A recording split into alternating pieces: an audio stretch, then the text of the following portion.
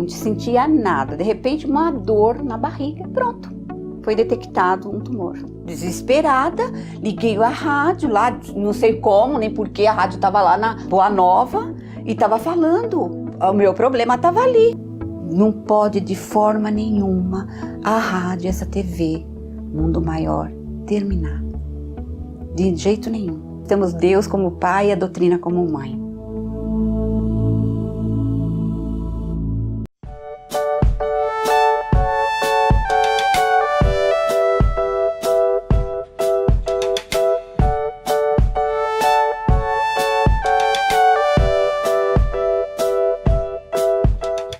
Nós estamos falando aqui com Kardec sobre a perda e suspensão da mediunidade. Por que é que isto acontece? Ora, os espíritos amigos, quando percebem um médium, ele está se desviando do caminho, não é? Do caminho reto. Não que o médium seja perfeito, absolutamente. O médium, ele enfrenta muitas lutas. Lutas em família, lutas íntimas, lutas pessoais. O médium é um espírito como tantos outros. Ele está apenas labutando no campo da mediunidade, tendo uma oportunidade de trabalhar espiritualmente. Mas os espíritos advertem o médium não atende. Advertem a primeira vez, a segunda vez, a terceira vez. O médium não atende. Ele continua consentindo que os interesses pessoais falem mais alto. Os mais variados interesses pessoais falem mais alto. Então, aqueles espíritos amigos que assessoravam o médium, aqueles espíritos amigos que assessoravam o médium vão se afastando. Com o afastamento daqueles espíritos amigos, daqueles espíritos protetores, porque é uma questão de escolha, é uma questão de opção, o médium está preferindo outras companhias espirituais, aproximam-se dele espíritos levianos, pseudo-sábios, falsos profetas, espíritos imperfeitos, aproximam-se dele e começam a se valer de suas faculdades. Aí, então, tem início aquele fenômeno da mistificação. Não é? Os espíritos começam a mistificar, o próprio médium começa também a mistificar, não é? E, resultado, acontece um desastre. É um verdadeiro desastre que ocorre. Esses dias, muitas pessoas têm nos perguntado: Bacelli, determinado médium está sendo acusado por isso, por aquilo,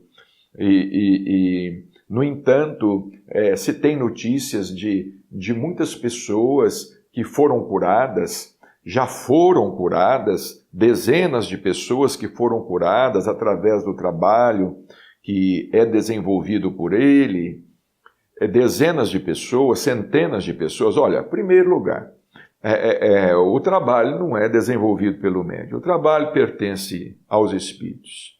São os espíritos que curam. Nós temos aí que fazer uma vasta consideração. Não é o médium que cura. O médium é um médium, ele é o intermediário. Ele é o intermediário da cura. Ele não é a fonte da cura. É como o rio, por exemplo. As águas, elas não são propriedades do rio.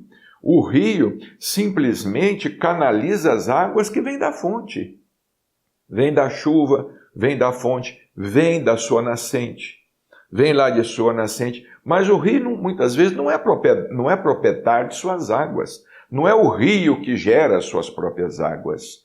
Não é? Então, não é, por exemplo, o médium, ele não é dono da cura. O médium é intermediário. Por isso a palavra médium, não é? Os espíritos amigos se valem dele, se valem dessa ponte encarnada, que é o médium, para fazer chegar aquelas pessoas que merecem, aquelas pessoas que têm fé, aquelas pessoas cujo karma já esteja se esgotando, não é? Por exemplo, o próprio Cristo, Jesus Cristo, né? Jesus Cristo não falava que ele curava, eu te curei, fui eu que te curei. Isso não existe no Evangelho, não existe na palavra do Cristo. Ele sempre falava, a tua fé te salvou, a tua fé te curou, não é? Um exemplo clássico, um dos mais clássicos, é aquele da mulher hemorroíça, que Jesus nem a percebeu. Ela se aproxima pelas costas, Jesus cercado pela multidão, ela se aproxima e toca nas vestes de Jesus. A fé dela era tão grande, ela era movida por uma fé tão grande, e naquele momento, Jesus para ela foi uma alavanca de luz, né, que fez com que ela movimentasse, porque existe isso tudo, movimentasse os seus recursos internos. Quando uma pessoa tem ascendência espiritual sobre nós, quando uma pessoa tem ascendência moral sobre nós, essa pessoa, ela tem esse poder, essa possibilidade de fazer com que nós movimentemos as nossas forças íntimas, as nossas forças interiores. Esta pessoa nos inspira. Pode usar a palavra que quiser, sugestiona, foi sugestionado, né? Não importa, pode usar a palavra que quiser. A palavra, foi encorajado. Chico Xavier, por exemplo, muitas pessoas apenas na presença de Chico Xavier se curavam. Porque Chico é conhecido mais pela sua psicografia, mas Chico também era médium de cura. Ele, durante mais de 50 anos, trabalhou como médium receitista no campo da homeopatia, e nós tivemos oportunidade de saber, de presenciar algumas, e de saber de muitas curas que eram realizadas ali durante a reunião, aconteciam, lá na Comunhão Espírita Cristã, no Grupo Espírita da Prece. Porque as pessoas, assim, na presença de Chico Xavier, aquela presença de Chico era uma presença espiritual, era uma presença do mundo espiritual, uma presença do transcendente. E aquela figura de Chico, uma figura bondosa, humilde, carismática, amorosa, sobretudo amorosa, acolhedora. Aquela presença de Chico Xavier causava um enorme bem-estar nas pessoas.